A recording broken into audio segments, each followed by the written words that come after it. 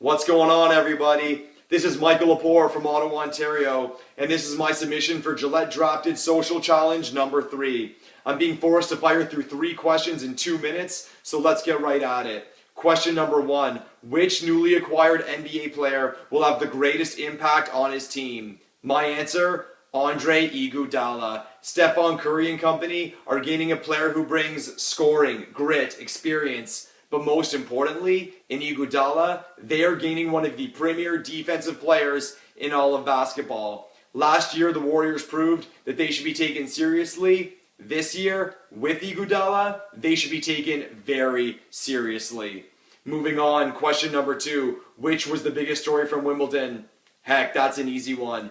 Andy Murray becoming the first British male in 77 years to take the title. As Murray was going through the rounds, I found it impossible not to root for the guy, especially because he lost to my boy Federer in last year's final.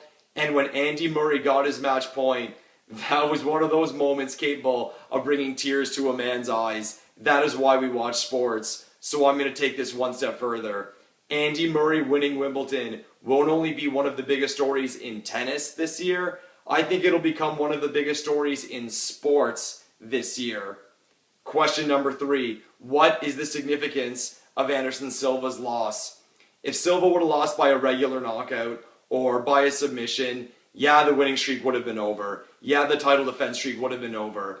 So if you ask me, all good things come to an end, so it wouldn't have been that big of a deal.